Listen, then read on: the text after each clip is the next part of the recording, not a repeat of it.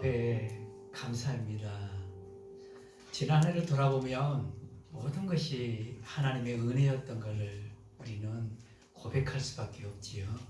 숨을 쉬는 것도, 맛있는 것을 먹는 일도, 그리고 우리가 뒤돌아보면 모든 순간순간이 하나님의 은혜였던 것을 고백합니다. 오늘은 추수감사절 예배로 하나님께 드리는 날인데요. 우리 옆 사람을 향해서 이런 고백이 감사의 인사를 했으면 좋겠습니다. 감사합니다. 감사합니다. 이제 우리의 마음을 모아서 추수감사절 예배로 하나님 앞에 나아가도록 하겠습니다. 하나님은 영이시니 예배하는 자가 신령과 진정으로 예배할지니라. 아멘. 하나님, 우리의 고백을 받으셨지요? 모든 것이 감사입니다. 하루하루 사는 것도 감사일 뿐만 아니라 우리가 공동체를 이루며 하나님 앞에 예배하는 것도 감사이고, 우리가 삼시세끼를 먹고 마시는 것도 하나님의 은혜이며 감사입니다. 이 풍성한 감사를 하나님 앞에 올려드리오니 우리의 예배를 받으시옵소서. 예수님의 이름으로 기도합니다. 아멘. 우리 신앙을 하나님께 고백하는 사도신경을 올리겠습니다. 전능하사 천지를 만드신 하나님 아버지를 내가 믿사오며 그의 외아들 우리 주 예수 그리스도를 믿사오니 이는 성령으로 잉태하사 동정녀 마리아에게 낳으시고 본디오 빌라도에게 고난을 받으사 십자가에 못 박혀 죽으시고 장사한 지 사흘 만에 죽은 자 가운데서 다시 살아나시며 하늘에 오르사 전능하신 하나님 우편에 앉아 계시다가 저리로서 산자와 죽은 자를 심판하러 오시리라. 성령을 믿사오며 거룩한 공예와 성도가 서로 교통하는 것과 죄를 사하여 주시는 것과 몸이 다시 사는 것과 영원히 사는 것을 믿사옵나이다. 아멘.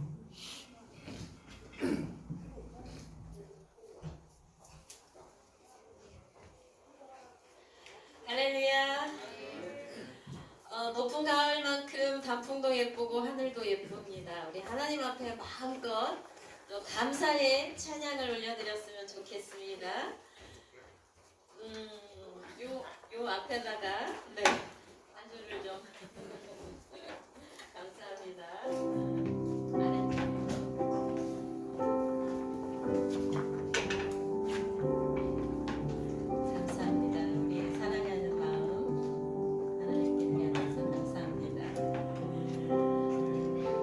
하나님 앞에 감사를 찬양을 먼저 찬양하라 내 영혼아, 그리고 경배하라 내 영혼아, 감사하라 내 영혼아, 이렇게 하나님 앞에 올려드렸으면 좋겠습니다. 찬양하라 찬양하라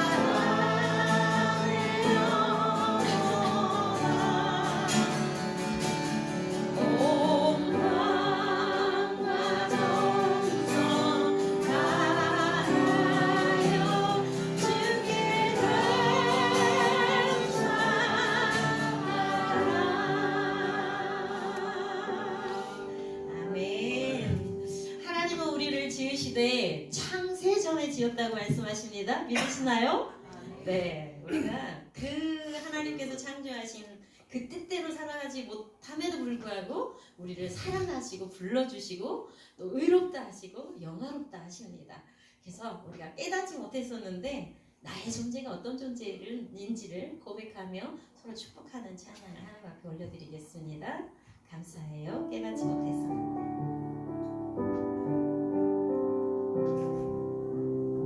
감사해요. 감사해요. 깨닫지 못했었는데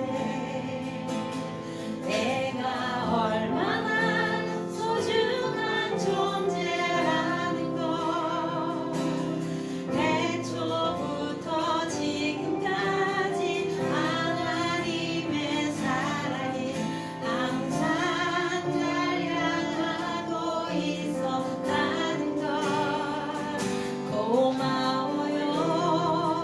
그 사랑을 가르쳐준 당신께 주께서 허락하신 당신께 그리스도의 사랑으로 더욱 섬기며 이제 나도 세상에 전하리라. 당신은 사랑받기 당신을 사랑받기 위해 그리고 그 사랑 전하기 위해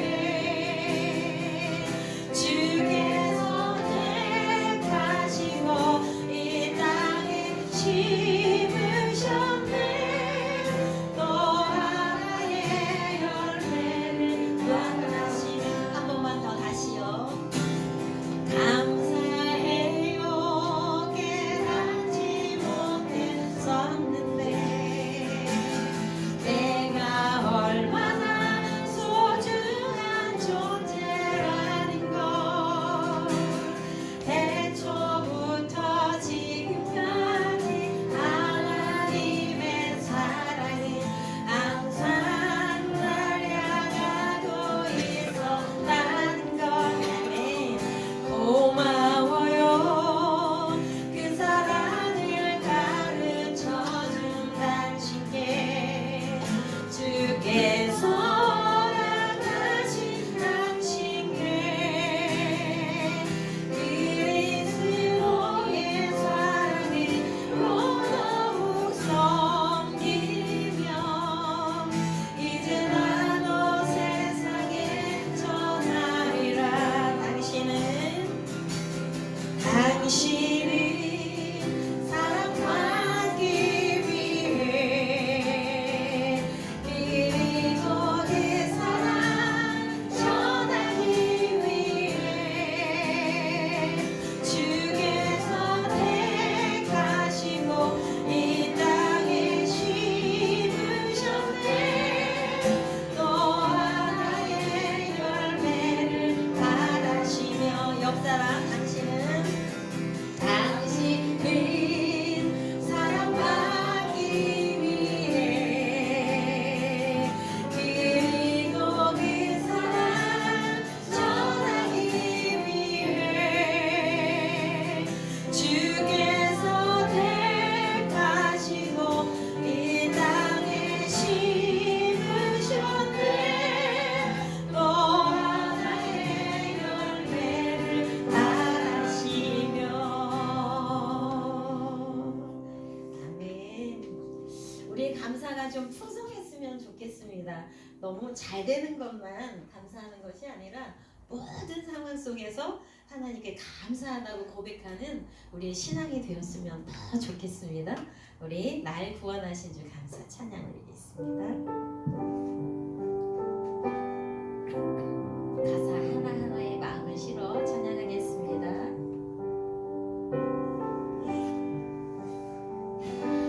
날 구원하신 주 감사 모든 것 주신 감사 지난 추억이 내 감사 주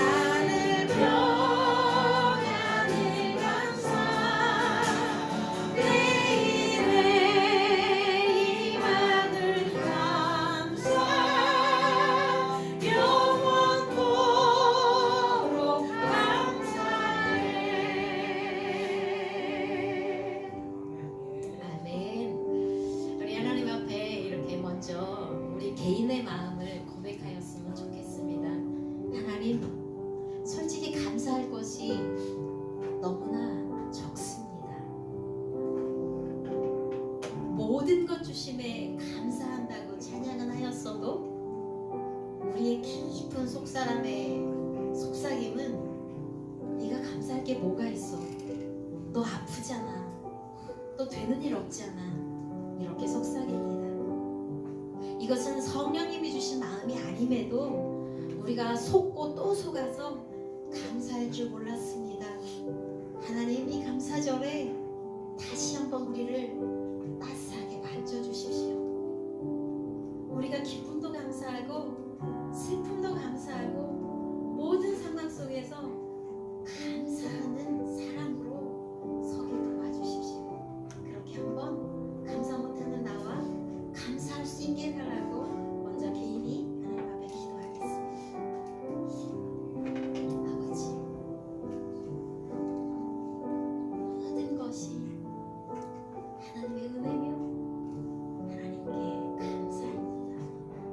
그럼에도 불구하고 슬픈 일이 생겼을 때, 속상한 일이 생겼을 때, 아픈 일이 생겼을 때, 누구가 나를 괴롭히고 하나님이 내가 기도하는 걸 너무나 응답하시는 것을 경험하지 못했을 때 정말 하나님 살아계시군요. 그러면서 내 속에서는 감사가 터져나오는 것이 아니라 한숨과 낙심들이 생길 때가 있습니다. 이 모든 것들은 내 육체의 생각과 감정인 것을 내가 깨닫게 됩니다.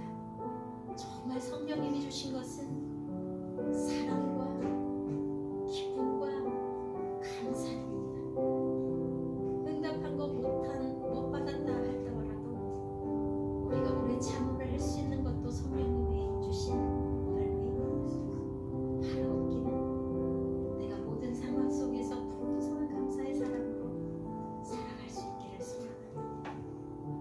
우리의 마음을 만져주시옵소서. 우리의 감정에 속지 않게 해주시옵소서. 하나님은 여전히 우리를 사랑하신 것을 깨닫게 도와주시옵소서. 존귀하신 아버지 하나님, 시편 기자는 내가 주를 떠나 어디로 가오리까 라고 스스로에게도 질문하며 하나님 앞에 자신을 돌아보는 기도를 합니다. 하늘 높은 곳으로 피하더라도, 저 스월과 같은 땅속 깊은 곳에 피하더라도, 새벽 날개짓지는 그 바다를 피할지라도 하나님은 안 계신 곳이 없다라고 고백합니다. 그래서 주의 오른손이 나를 끝까지 주렵게 찾아오시고 만나주시고 주의 오른손으로 우리를 붙드신다라고 고백합니다. 이 고백이 우리의 고백이 되기를 이 감사절에 하나님 아버지 드립니다. 이 우주 만물이 생기기 전에 나를 선택하셨다라고, 엄마의 뱃속에서 나를 지으실 때 나를 알아주셨다고, 내 내장을 지으시고 내 모든 육체를 지으신 분이 하나님이시라고 우리가 고백합니다. 그래서 하나님 아버지, 이 시간 이 하나님의 놀라운 경륜 앞에 감탄하며 감사를 드립니다. 비록 내 육체가 망가져 있고 내 생각이 삐뚤어져 있을지라도 이것은 하나님의 생각이 아니었으며 내가 사단의 끄임에 빠져 내가 선택한 나의 그릇된 삶이었음을 고백합니다. 그런 나를, 그런 죄인된 나를 하나님이 값없이 사랑해 주시고 외아들 예수 그리스도를 보내주셔서 십자가에서 못 박혀 흘리신 그 피로 우리의 모든 죄를 없애주셨음을 감사합니다. 그래서 우리는 이 말씀을 믿고 믿음으로 하나님 앞에 다시 한번 고백합니다. 내가 이 자리에 앉아있는 것이 하나님의 은혜였음을 다시 한번 고백합니다. 이 감사절에 하나님 앞에 이 찬송의 고백처럼 하나님, 나는 왜 이럴까요? 내가 하나님 앞에 기도하지만 기도 응답받는 곳이 너무나 적습니다. 내가 하나님 말씀을 듣지만 믿음이 자꾸 생기지를 않습니다. 하나님, 그런 우리일지라도 하나님이 우리를 여전히 내 옆에서 나를 토닥이시며 사랑하는 아들아, 사랑하는 딸아, 내가 너를 사랑한다. 내가 그래서 내 아들을 너에게 주었다 라고 말씀하십니다. 이 감사절에 우리가 하나님 앞에 간구합니다. 하나님과의 관계가 더 깊어지도록 하나님 우리를 이끌어 주옵소서. 또 우리를 사랑하는 부모님과의 관계가 더 깊어지고 더 풍성해질 수 있도록 인도해 주시옵소서. 우리를 가르치는 모든 선생님들, 또 우리의 사랑하는 이웃들, 또 교회 공동체의 한 사람 한 사람이 우리 한 사람의 온전함을 위하여 기도하고 있으며 말씀으로 세워주심에 우리가 또 감사를 드리기를 원합니다. 하나님 아버지, 우리 가운데 이 추수감사절의 1년에 한 번이지만 이 감사절 예배를 계기로 우리가 순간순간이 매일매일이 하나님께 범사에 감사하는 하나님의 뜻을 이루어드리는 사람이 되기를 소원합니다. 하나님 아버지, 우리 가운데 또 여러 가지 소원이 있습니다. 이 가을에 바람에 흔들리는 낙엽들이 우수수 떨어집니다. 우리 인생도 언젠가는 생명의 호흡이 떨어지는 날이 있을 터인데 하나님 아버지, 바랍니다. 우리가 생명의 호흡이 떨어지기 전에 우리가 하나님을 더 알고 예수님의 그 십자가의 보혈의 능력을 더 깊이 알아 그동안 깨닫지 못했었던 것, 하나님께 감사하지 못했던 그 인생을 우리가 담대하게 하나님의 뜻 가운데 살아가는 저희들 되기를 소원합니다. 하나님 아버지, 우리의 마음을 받으신 줄 믿습니다. 우리의 생각이 못 미치는 것까지도 성령님을 통해서 이루실 줄 믿습니다. 다만 우리의 마음을 말씀에 기대어 말씀을 듣고 그 말씀이 믿음이 되어 그 믿음대로 살아가기를 순종하며 결정하는 시간이 되기를 원합니다. 목사님을 통하여 우리 가운데 주시는 이 말씀을 우리가 전심으로 기대하며 온 마음으로 하나님을 바라보기를 원합니다. 우리의 목마른 마음, 우리의 빼짝 마른 우리의 가슴과 마음을 다시 한번 말씀으로 빚어주시고 성령님으로 쌓아주시며 주님의 보혈로 덮어주시옵소서. 감사를 드리며 예수님 이름으로 기도드립니다. 아멘. 진실하게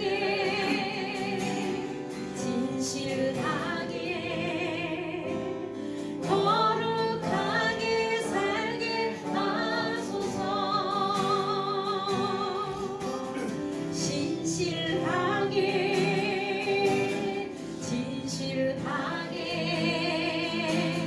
거룩하게 살게 하소서.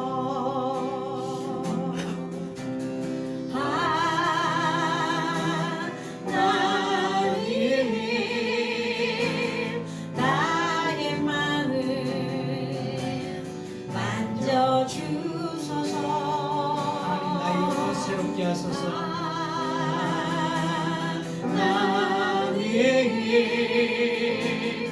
나의 영혼 새롭게 하소서.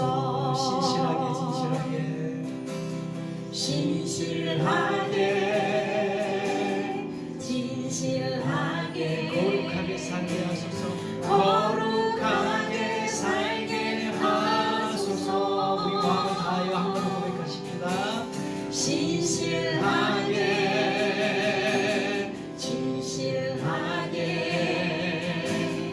거룩하게 살게 하소서. 하나님, 나의 기도.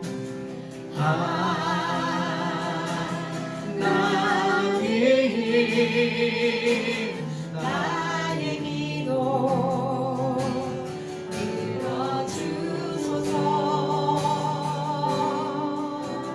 하나님,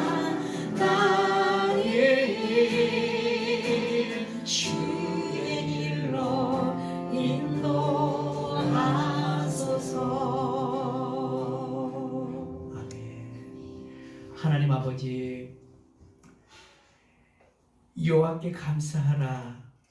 그는 선하시며 인자하심이 영원함이로다 라고 하는 우리의 고백의 찬양뿐만 아니라 우리 4명 가운데에 하나님을 존경하며 신뢰하는 마음을 받아주심에 감사를 드립니다. 오늘은 조국 교회가 추수감사절로 드리는 날입니다.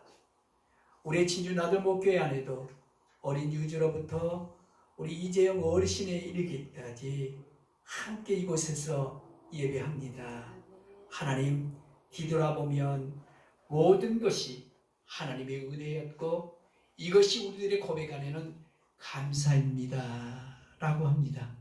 하나님, 오늘도 이 감사의 마음을 잊지 아니하고 여호와 하나님 앞에 나왔사오니 우리를 미쁘시게 보시사 하나님의 은혜를 이곳에 부어주옵소서.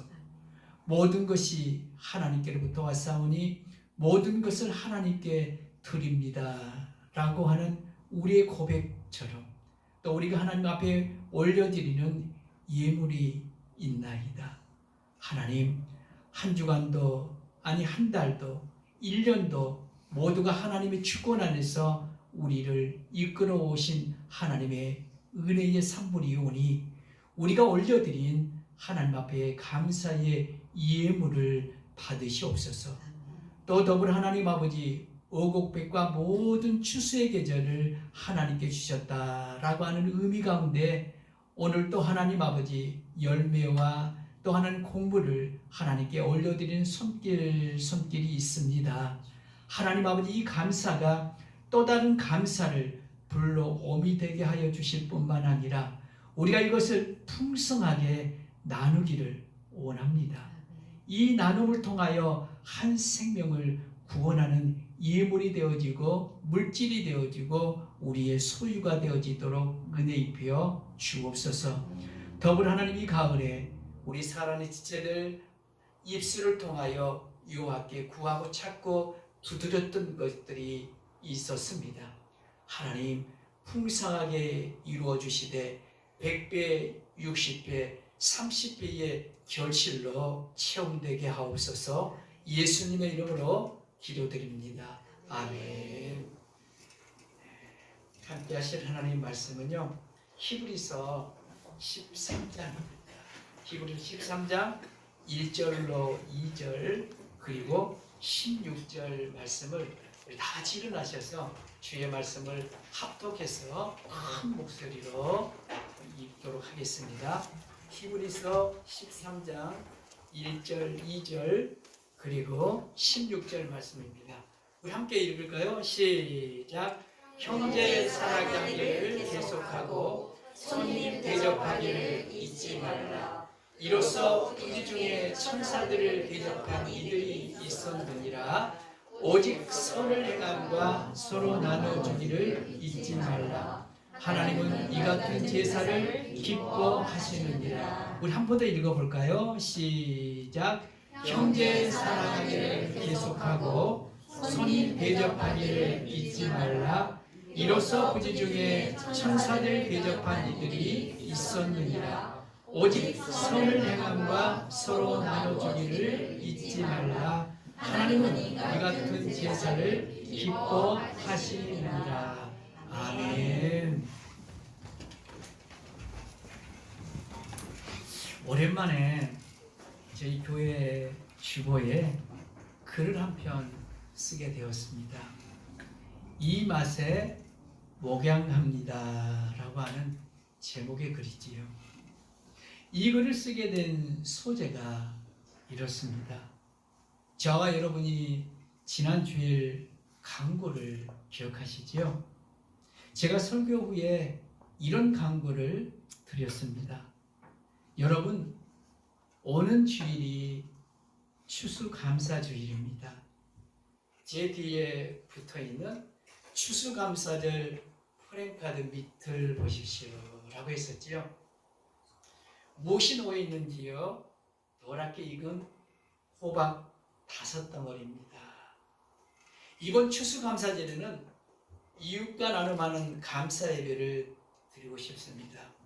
그래서 저와 여러분이 프랑카드 아래를 풍성하게 채웠으면 좋겠습니다.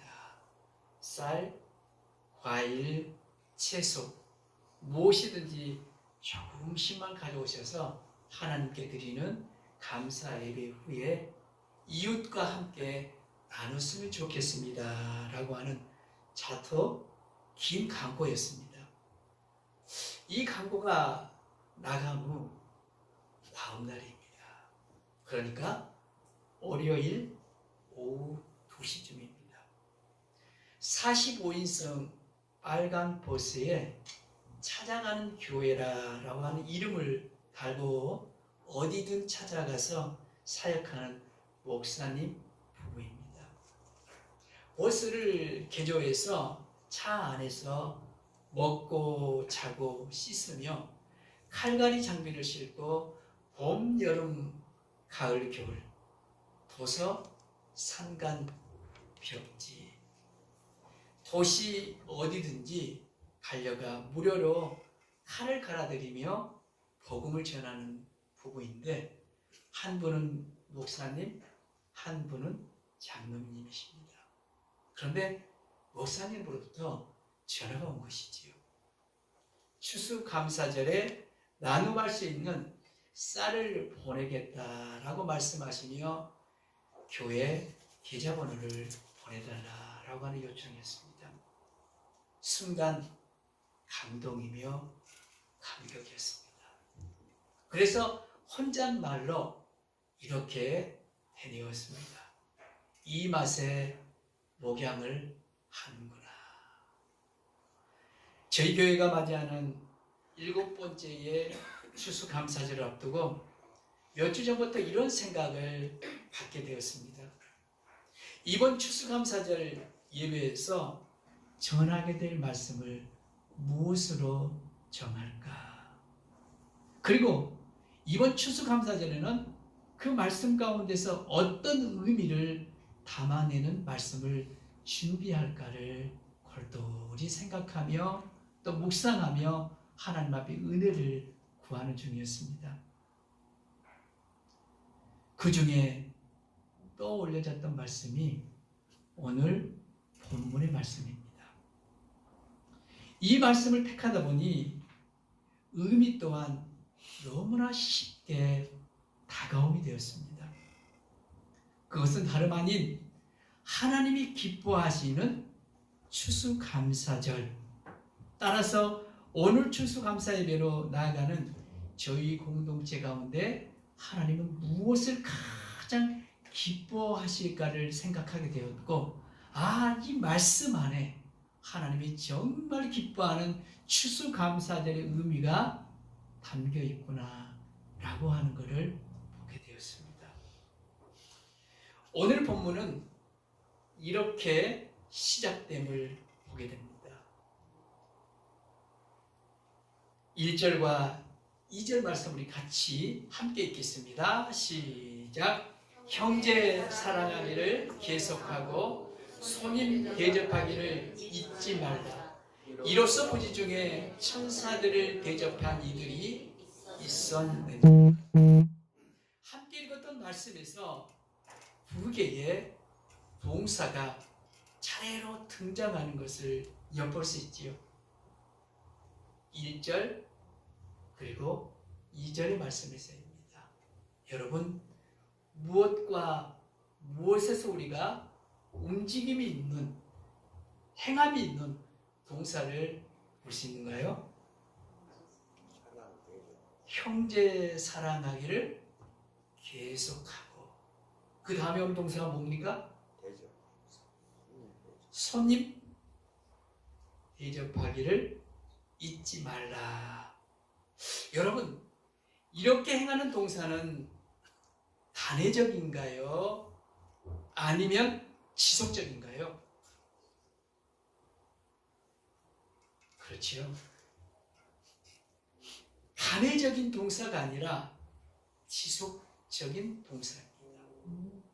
왜냐하면 계속이라고 하는 단어가 어디에 있어요? 어디가 있나요? 1절 말씀 안에, 그죠? 1절 말씀 안에 계속이라고 하는 한 단어가 깃들어 있기 때문에 이 행함은 단회적인 것이 아니라 어떻다는 거예요? 지속적이며 계속적으로 어떻게 하는 거예요? 행해야 될 덕목이다 라고 하는 것을 말씀해 주고 있지요. 여기에 사용되는 계속이라는 단어는요, 헬라어에서 메노입니다. 메노. 여러분, 떠나다의 반대가 무엇이죠? 떠나다의 반대말. 머무르다. 그죠? 머무르다라고 하는데, 이 메노라고 하는 이 단어의 뜻이 어떤 장소에 머무르다. 그리고 체제하자, 살다, 존재하다, 남아있다. 굉장히 넓죠? 그잖아요. 이 계속이라고 하는 단어를 우리는 뭐냐면 한 의미로만 생각할 수 있잖아요. 그런데 헬라어에서의 메노라고 하는 이 단어가 갖는 의미는 너무나도 방대하다라고 하는 것입니다. 메노가 갖는 의미는 이런 것입니다. 내가 죽은 게 아닌, 여러분이 죽은 게 아닌 살아있기에, 살아있는 한 저와 여러분이 무엇을 하라는 거예요? 너 계속 형제 사랑하기를 계속하고, 그 다음에요, 선인 대접하기를 한 번만 머무르는 것이 아니라 이것 또한 계속. 어떤 의미인지 알겠죠? 이게 뭐냐면 오늘 여호와께서 그러잖아요. 우리 가운데 요구하는 것이다라고 하는 거죠. 정말 여러분, 이렇게 살았던 사람이 있었습니다. 구약의 인물 중에서 찾을 수 있는데요. 그가 누구였을까요? 여러분이 떠올려보는 이 한 사람, 메노. 살아있기에 한 번으로 족한 게 아니고 지속적으로, 어쩌면 매일같이 이 동사를 사용했던 한 사람이 있다면 여러분은 누구를 선택해 보겠습니까? 구약에는 참 인물들이 많잖아요. 그렇죠? 너무 많아요. 이 많은 인물 중에 한 사람을 우리의 머릿속에 떠올려 본다면 그가 누구일까라고 하는 것이죠. 구약의 인물 중에 찾아볼 수가 있는데요. 그가 누구였는가를 오늘 본문에서 힌트를 줍니다. 2절 중간 이후의 말씀을 한번 볼래요? 이렇게 기록되어 있죠. 이로써 부지 중에 천사들을 대접한 이들이 있었느니라. 그죠? 여기 말씀에서 한 단어가 있습니다. 부지 중에라고 하는 단어인데요. 이 부지 중에라고 하는 단어가 갖는 의미는 아는 것이 전혀 없다. 뭐라고요? 아는 것이 전혀 없다라고 하는 의미를 지닌 게 뭐냐면 부지 중에 라고 하는 우리말 낱말이라는 거예요.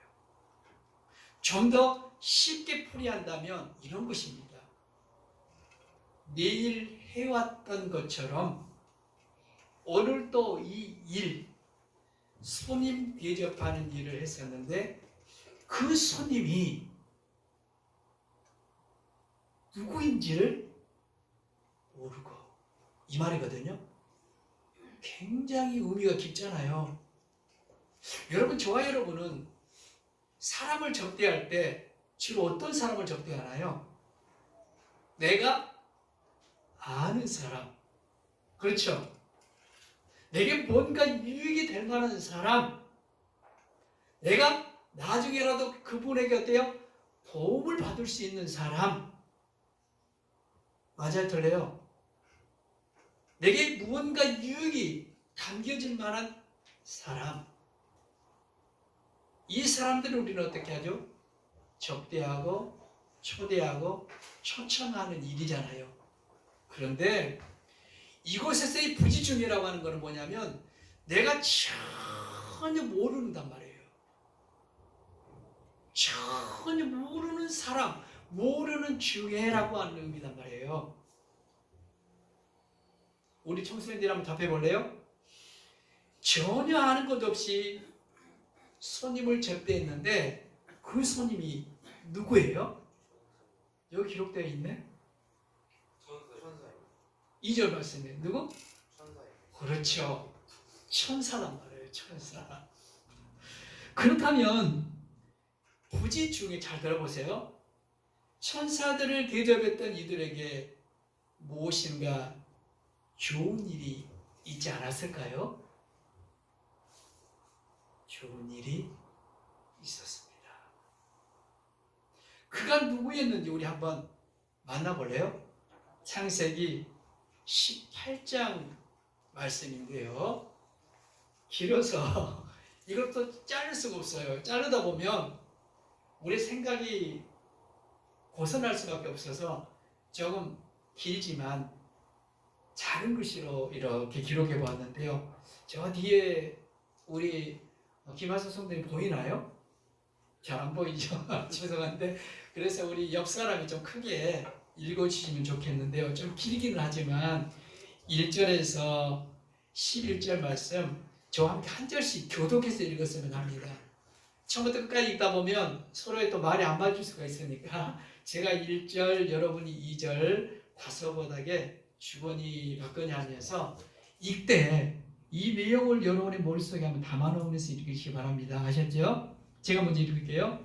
여호와께서 마므르의 상수리 나무들이 있는 곳에서 아브라함에게 나타나시니 날이 뜨거울 때에 그가 장막문에 앉아 있다가 눈을 들어 본즉 사람 셋이 맞은편에 서 있는지라 그가 그들을 보자 곧 장막문에서 달려나가 영접하며 몸을 땅에 굽혀 이르되 내 주여 내가 주께 은혜를 입었사오면 원하건대 종을 떠나 지나가지 마시옵고 물을 조금 가져오게 하사 당신들의 발을 씻으시고 나무 발에서 씻소서. 내가 떡을 조금 가져오리니 당신들의 마음을 상쾌하게 하신 후에 지나가소서. 당신들이 종에게 오셨음이니이다. 그들이 이르되 내 말대로 그리하라. 아브라함이 높이 장막으로 가서 사라에게 이르되 속히 좋은 가루 세 쌀을 가져다가 반죽하여 떡을 만들어 하고 아브라함이 또 가축대에 있는 곳으로 달려가서 기름지고 좋은 송아지를 잡아 하인에게 주니 그가 급히 요리한지라.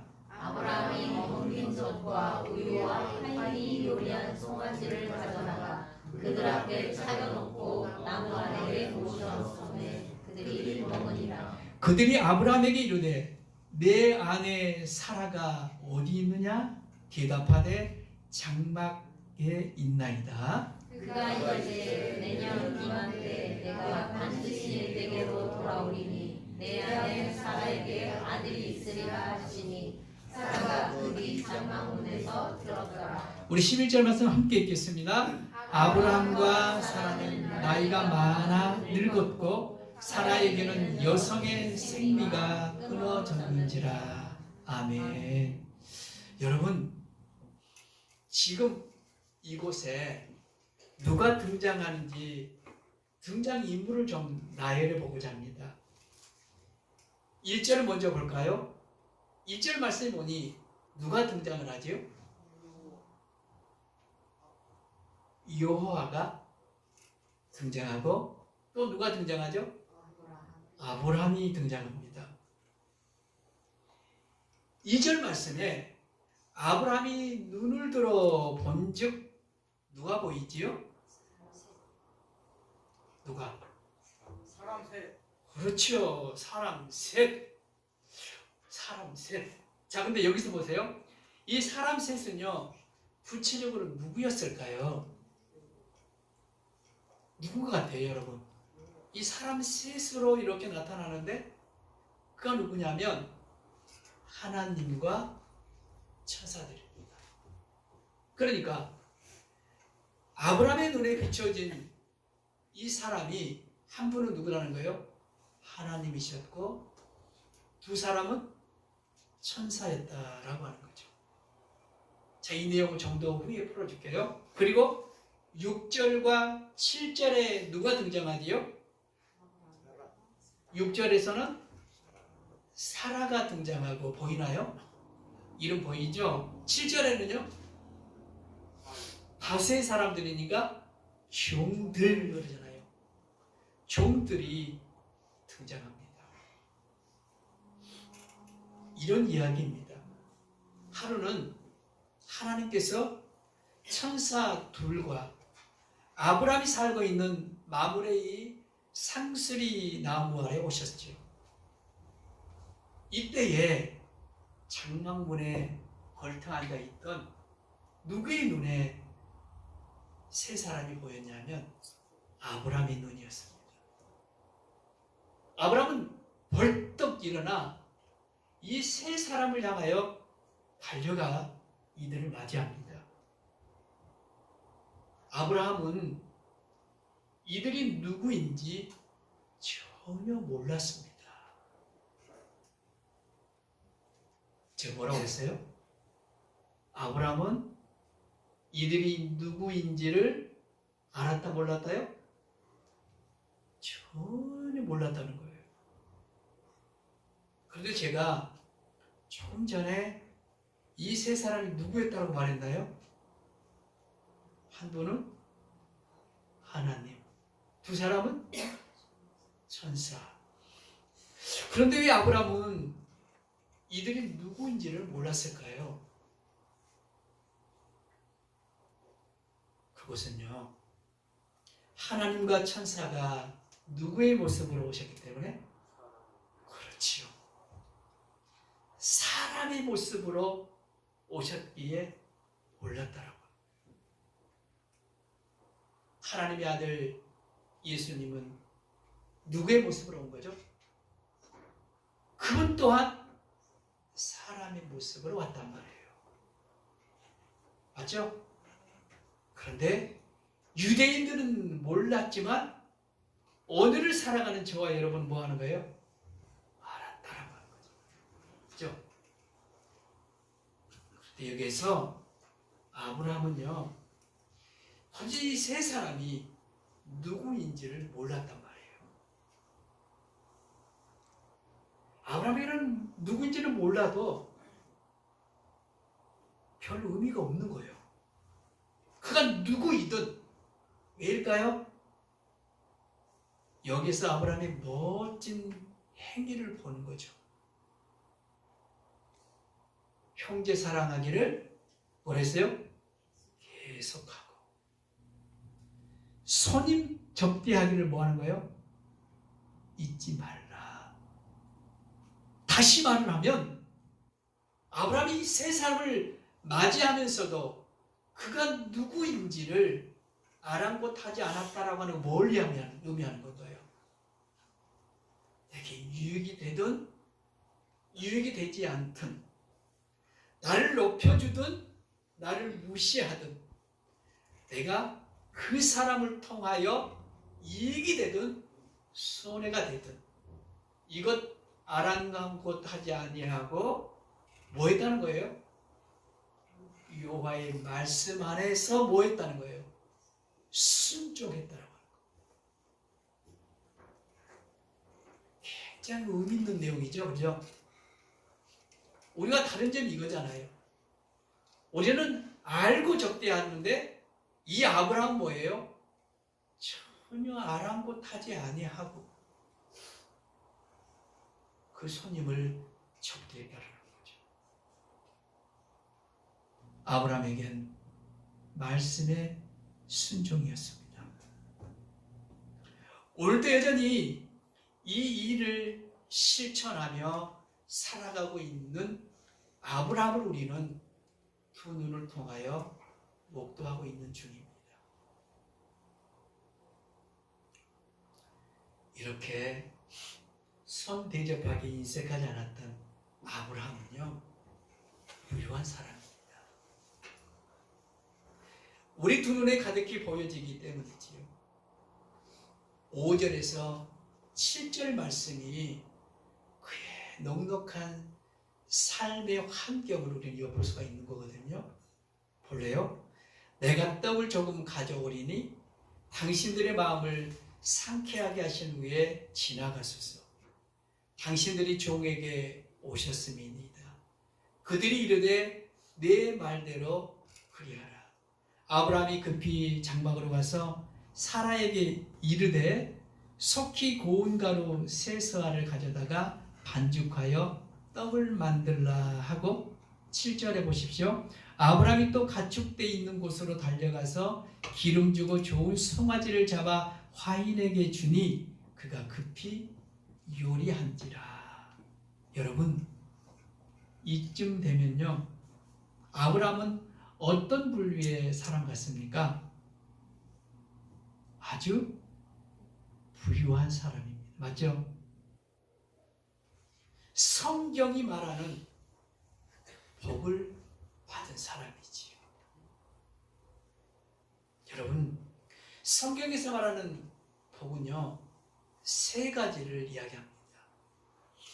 우리 인생들이 말하는 복과는 너무나도 차원이 다른 거예요. 성경이 말하는 복은요, 창세기 1장 28절의 말씀에서 볼 수가 있는데요. 자손, 땅, 그 다음에 다스림. 요거를 복으로 본단 말이에요. 요거를. 우리 인생들 생각하는 복은 다르잖아요. 우리 인생들 뭘 얘기합니까? 오복, 이런 얘기를 하잖아요. 오복. 그죠?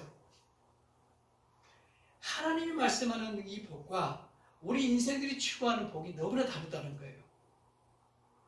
아브라함에게는 성경으로 비춰볼 때 복 받는 사람이 맞는데 이 중 한 가지가 빠진 두 가지 복만 가지고 있는 중입니다. 여러분, 인생 가운데에 한 가지 복을 받아도 감사한데, 그죠? 아브라함 가운데 몇 가지 복이 있다고 했어요, 제가? 두 가지의 복이 있단 말이에요. 5절에서 7절의 이 세 절의 말씀 안에서 보십시다. 그에게 어떤 복이 있는가? 아브라함의 소유 중에 떡과 송아지가 등장하지요. 그죠? 떡과 송아지 등장하는데 떡의 재료가 되는 밀과 송아지를 어디에서 자라게 하나요? 어디에서 밀을 키우고 어디에서 송아지를 자라게 만들죠? 땅이죠. 그잖아요. 땅이라는 이야기는 뭐냐면 자신에게는 뭐가 있다는 거예요. 땅이라고 하는 소유가 있다라고 하는 거예요. 맞죠? 맞잖아요. 그리고 세 절의 말씀 안에서 떡과 송아지와 하인들은 아브라함에게 있어서 어떤 대상인가요? 떡과 보니까 송아지와 하인들이 등장한단 말이에요. 이 세 가지의 형태는 아브라함 가운데에 다스림을 받는 존재죠. 맞아 틀려요? 맞잖아요. 이로 보아 아브라함은 땅과 뭐가 있었다는 거예요? 다스림. 그림자적이긴 하죠. 풍요롭지 않다 하더라도 요 지금 두 가지가 우리 눈에 어때요? 보이잖아요. 그렇다면 아브라함 가운데는 뭐가 없다는 거예요? 뭐가 안 보이죠? 세 가지 복 중에 잘 들었던 사람은 세 가지 복 중에 뭘 이야기하는 거지? 안단 말이에요. 땅이 있고 다스림이 있고 뭐가 없어요? 맞아요. 자손이 없어요. 그죠? 참고성도 창세기 18장 11절에 말씀이 가지고 1장이라 했네. 11절을 보면 우리 한번 읽어볼까요? 11절 시작. 아브라함과 사라는 나이가 많아 늙었고 사라에게는 여성의 생리가 끊어졌는지라. 이 내용으로 보아 아브라함에게는 무엇이 없지요? 자녀이지요. 아브라함에게는 땅과 다스림의 복이 있었지만 자손에 대한 결핍입니다. 그렇죠?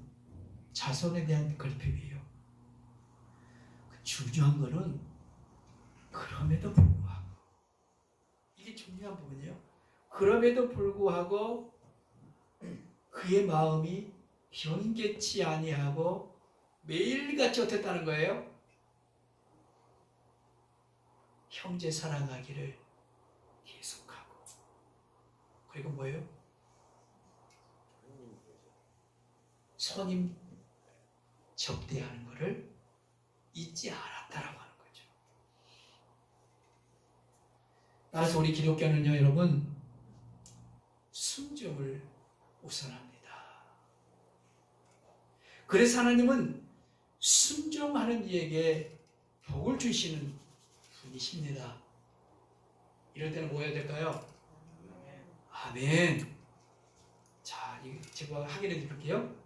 하나님은요, 도대체 아브라함 가운데 왜 오셨을까? 왜 오시는 걸까요? 그 내용을 제가 짚어줄게요. 9절, 10절 보십시오. 자, 우리 9절과 10절 말씀 같이 한번 읽어봅시다. 시작. 그들에게 아브라함에게 이르되 내 아내 사라가 어디 있느냐? 대답하되 장막에 있나이다. 그가 이르시되 내년 이맘때에 내가 반드시 내게로 돌아오리니 내 아내 사라에게 아들이 있으리라 하시니 사라가 그 뒤 장막문에서 들었더라. 왜 하나님이 오셨을까요? 아들내미 주려고. 두 가지를 입증해 주시기로 오셨죠. 하나님의 말씀을 순종하며 가는 이들에게 복을 주시고, 그렇죠?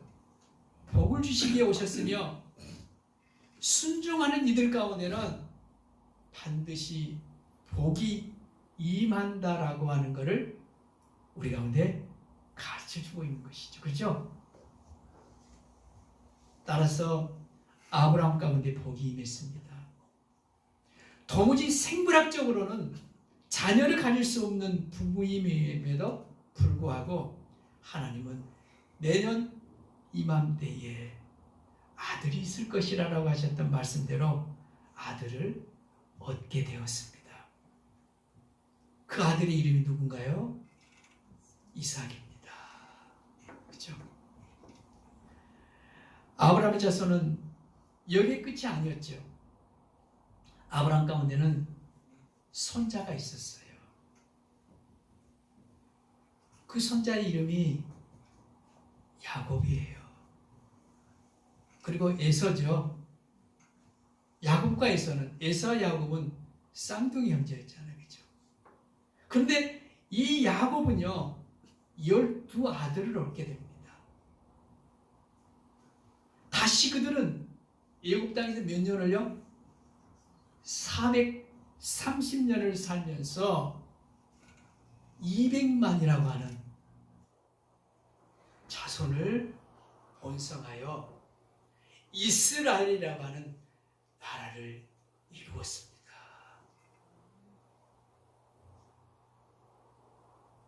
무엇이 있도록 거대함을 이루게 된 건가요? 하나님 약속의 순종입니다. 내 뜻, 내 의지가 아니라 하나님의 말씀에 순종이 주는 결과물이었습니다. 성경은 기록된 본문에서 이렇게 말씀하시지요. 형제 사랑하기를 계속하고 선임 대접하기를 잊지 말라. 그보다 다른 한편 성경은 이와 같은 순종의 행위를 어떻게 보는 것일까요? 참고선 그 두 절의 말씀을 통해서 볼 수가 있는데요. 사도행전과 누가복음 안에서입니다. 자, 사도행전 20장 35절 말씀 우리 같이 읽어봅시다. 범사에 여러분에게 모범을 보여준 바와 같이 수고하고 약한 사람들을 돕고 또 주 예수께서 친히 말씀하신 바 주는 것이 받는 것보다 복이 있다 하심을 기억하여야 할지니라. 누가 복이 있대요? 주는 사람. 누가 복이 있대요? 여기 나오잖아요. 주는 것이 받는 것보다 뭐가 있다고?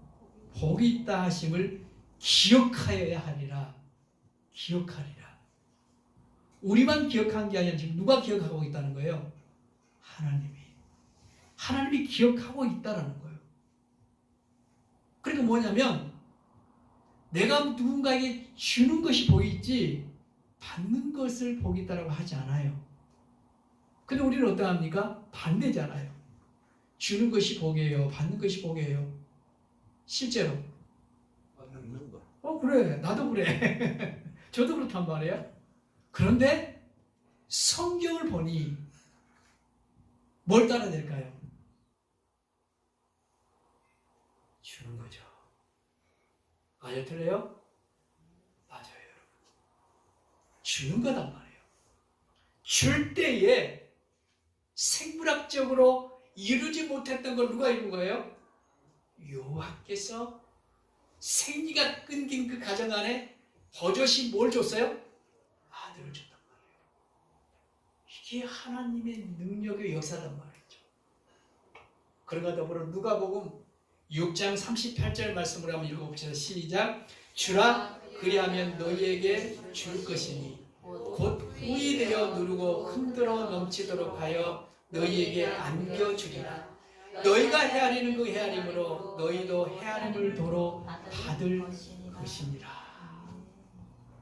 이런 말씀이 있는데 어찌 우리가 순종하지 않고 그러잖아요. 그죠? 내 멋대로 사는 그 인생도요 참 대단해요. 그렇죠? 대단하단 말이에요. 근데 분명히 하나님 말씀하잖아요. 주라 그리하면 너희에게 줄 것이니. 정말 사랑하는 여러분, 저와 여러분요 말씀대로 행함으로 말씀이 정말 파워가 있고 말씀이 능력이 있고 말씀은 결코 틀리지 않다라고 하는 것을 증언해내는 저와 여러분의 삶이 됐으면 좋겠습니다. 예수 믿으면서 째째하게 믿는 게 아니고 그렇잖아요. 행해보면 뭐 하는 거예요? 얻는다. 받는다라고 하는 건데 우리는 어떻게 해요? 내 뜻, 내 방식, 내 계산법으로 늘 살아간단 말이에요. 그러면 그럴수록 어떻다는 거예요? 빼앗긴 거죠. 빼앗기는 거예요. 우리 많은 인생들 많이 보잖아요. 그죠? 많이 본단 말이에요. 얻는 것으로만 살아가는 인생은 폐가만 생겨나는 인생들이 많단 말이에요. 얻어진 걸 나누고 또 나누는 사람들은 어떻다는 거죠? 존중받고 그 안에 기쁨이 있고 그 안에 의미가 있는 사람인 것을 우리는 본단 말이에요. 근데 오늘 성경도 다르지 않잖아요. 분명히 두 자리의 말씀을 이야기하죠. 범사에 여러분에게 모범을 보여준 바와 같이 수고하여 약한 사람들을 돕고 또 주께서 친히 말씀하신 바 주는 것이 받는 것보다 복이 있다. 주라 그리하면 너희에게 줄 것이니 곧 후이 되어 누르고 흔들어 넘치도록 너희에게 안겨주리라. 말씀하시죠. 사랑하는 지주나들목 가족 여러분, 이곳 참고선고 두 절의 말씀에서 하나님의 강력한 명령어가 보이나요? 하나님의 강력한 파워 있는 명령어는 어디가 있나요? 어디 말씀에 붙어 있죠? 누가복음 6장 38절 시작부터 들어있죠. 뭐라고 써있어요? 주라. 이 명령형은요, 다른 사람들의 공공을 구제하기 위하여 공급할 수 있는 모든 선물을 주라라고 하는 뜻이며, 또한 받기를 바라기 이전에 먼저 베푸는 사람이 되라라고 하는 말씀입니다. 주라. 헬라어에서는 디도미 그러거든요. 디도미. 사랑의 구체적인 행위를 가리키는 동사가 주라. 디도미. 여러분, 우리가 아셔야 돼요. 주지 못하는 사람은요, 그 사람 안에 내면에 뭐가 없는지 아세요? 사랑이 없는 거예요. 다시 이야기할게요. 주지 못하는 째째한 사람들의 마음 안에 뭐가 없다고요? 사랑이 없어요. 하나님의 디도미는요, 그 당신의 행위에서 무엇을 우리 가운데 유출해 주는 건지 우리는 알고 있단 말이죠. 요한복음 3장 16절 말씀 안에서 여호와의 디도미, 주라라고 하면서 우리 인생들 가운데만 주라라고 하시 않아요. 하나님은 먼저 본을 보이실 뿐만 아니라 당신이 사랑의 본질이 뭔가를 나타내주는 말씀이 있단 말이에요. 어디에요? 요한복음 3장 16절. 그게 뭡니까? 독생자를 주셨다. 아멘. 이게 하나님의 디도미예요. 그럼 뭘 향하는 거예요? 하나님의 마음 안에 사랑이 있다고 하는 거죠. 그래서 하나님은 뭐라고 그러죠? 그분의 속성을 하나님은 사랑이시라. 아멘. 의인을 향한 독생자를 주심이 아니라 허물과 죄로 죽은 모든 인생들을 향한 당신의 내어주심이었단 말이에요. 이 사랑을 깨닫고 가치를 하는 인생은 다르다라고 하는 것을 알 수 있습니다. 마치 우리의 공동체 같은 사람들을 의미합니다. 오늘 주부에도 한 편의 글이 실렸지만 제 뒤를 한번 보십시오. 무엇이 보이나요? 뭐가 보이죠? 네. 그렇게 설교를 했는데 안 들었어요, 친구는. 왜 바나나가 보이니? 뭐가 보인다는 거야? 어? 사랑이 보입니다. 아멘. 이게 사랑이죠, 이게. 그렇잖아요. 제가 그렇게 말했는데도 무슨 바나나가 보여? 그 바나나 보이네. 근데 이 바나나 보이는 것이 아니라 여러분의 사랑이 보인다는 거예요. 사랑이. 맞아요, 틀려요? 맞지요. 내 안에 사랑이 있기에 쌀을 가져다 놓고, 내 안에 사랑이 있기에 바나나를 가져다 놓고, 내 안에 사랑이 있기에 감을 가져다 놓고. 맞죠? 이거단 말이죠. 그래서 오늘 본문 16절 말씀 내에 손들이 보입니다. 어떤 손들이 보이느냐면 보십시다. 우리 같이 읽어봅시다. 오직 선을 행함과 서로 나누어 주기를 잊지 말라. 하나님은 이 같은 제사를 기뻐하시느니라. 하나하나 가져다 놓은 이 손들이 보이죠? 이 손들은요, 하나님 기뻐하는 뭐래요? 제사래요. 하나님이 기뻐하는 예배돼요. 하나님은 이 예배를 뭐 한다는 거예요? 기뻐하신대요. 아멘? 제 말이 아니고 하나님 당신이 입술을 통해 이야기하잖아요. 이 같은 제사는 내가 하나님이 기뻐하는 제사다. 예배다라고 말씀하죠. 여러분, 영화 그 소원 그리고 터널이라고 하는 원작자인 소재원 씨를 아세요?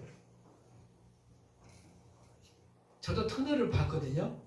근데 이 터널의 스토리를 엮었던 분, 이 소재원이라고 하는 작가를 모르고 있었어요, 저는. 그런데 며칠 전에 인터넷을 이렇게 검색하는데 이 기사가 뚝 떠오르더라고요. 근데 이 소재원 씨라고 하는 이분은요, 노숙자였어요. 청년시대에 노숙인이었단 말이에요. 근데 이 사람이 노숙인 시절에 자신에게 책 한 권을 선물해준 은인을 찾는다며 작가가 되기까지 큰 힘이 되었던 감동적인 일화를 전하는 인스타그램의 기사였습니다. 어떤 내용인지 한번 보실래요? 제가 읽어볼게요. 노숙 시절 한 서점에서 3일째 책을 읽고 있었다. 연말이 찾아오는 날 벼르고 있던 직원이 말했다. 냄새 난다며 며칠째 항의가 들어왔어요. 나가세요. 순간 얼굴이 붉어지며 황급히 서점을 빠져나왔다. 그때 저기요 하는 목소리가 내 등가에 전해졌다. 분명 나를 부른다는 확신 속에 고개를 돌렸다. 서점에서 봤던 다른 직원이 나에게 달려왔다. 나도 모르게 뒷걸음질을 했다. 노숙자. 나는 예비 범죄자와 같은 낙인이 찍혔던 것이다. 그런 나의 행동을 눈치챘는지 그녀가 잠시만요 하고 소리쳤다. 그녀의 손을 그때서야 확인했다. 그녀의 손이 책이 들려 있었다. 이 책만 읽으시더라고요. 다 못 읽으셨죠? 숨을 헐떡이며 말하는 그녀가 작품을 건넸다. 제가 드리는 선물이에요. 나는 감사하게 작품을 받아들고 말했다. 나중에 제가 제 작품을 직접 선물로 드리겠습니다. 그녀는 노숙자인 내게 처음으로 친절을 베풀었고 내가 작가가 될 수 있다는 확신을 심어준 유일한 사람이었다. 꼭 찾아서 인사드리고 싶다. 지나온 과거에 덜 이분을 생각하면서 힘들 때에도 용기가 없을 때에도 이분의 눈밤을 이분이 처음으로 내게 선물을 주고 따뜻한 말을 해줬던 이 말, 그리고 이 노숙자가 뭐였어요? 작가도 아니야, 그죠? 작가도 아닌데 내가 작가가 되어서 반대로 당신에게 내 작품을 드리겠습니다. 이분이었단 말이에요. 그리고 그 내용을 이렇게 계속 읽어보니 이 시드기가 20년이 지났더라고요. 20년이 지난 이전이든 이후이든 아직도 이 한 사람을 잊지 않고 있었다는 거죠. 그렇죠? 그래서 내가 반드시 이 약속을 이루어야겠다. 이 신념을 가지고 그가 노숙의 길을 정산하고, 좀 더 이야기했잖아요. 소원과 터널, 1000만이 넘는 그저 관객을 모았던 영화였잖아요. 이 장르를 기록했던 분이 누구단 말이에요? 소재원 씨라고 하는 이분이단 말이죠. 참으로 감동적인 마음 따뜻한 스토리입니다. 노숙인으로 살던 청년에게 한 권의 책의 나눔이 이렇듯 반듯한 작가로 만들어 놓은 것이지요. 맞습니다. 노숙인 형제에게 한 권의 책을 내민 이 손길은 하나님이 기뻐하는 제사 맞습니다. 이제 저와 여러분이 제 뒤에 가져다 놓은 쌀과 각종 과일을 다시 가져가셔서 이웃에게 전해주십시오. 한 생명이 죽게 돌아온다면 천하를 얻는 기쁨보다 더한 기쁨이 되기 때문입니다.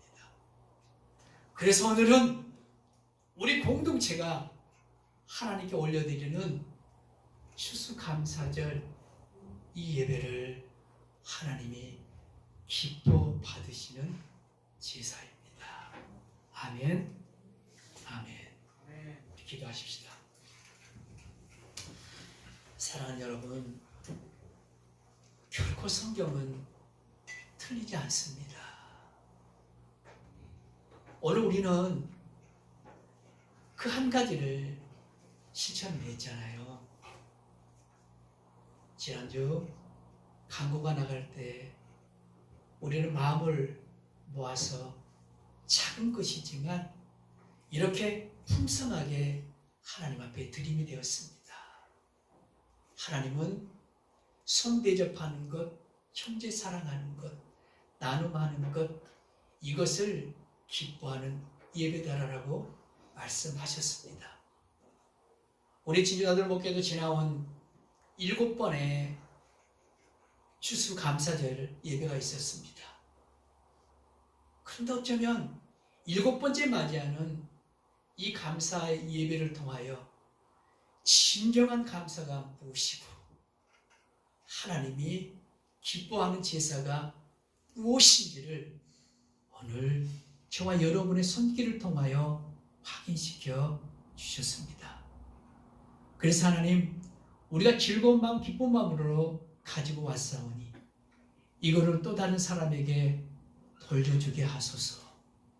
그래서 이거를 우리가 나눔할 때 부지 중에 천사를 맞이했던 그 아브라함 가운데에 복을 줬던 것처럼 오늘 우리들 가운데도 동일한 복이 되게 하시고 이 물질과 이 예물을 나눔하는 그에게도 새 생명을 얻는 은혜가 있게 이 물질과 우리의 마음을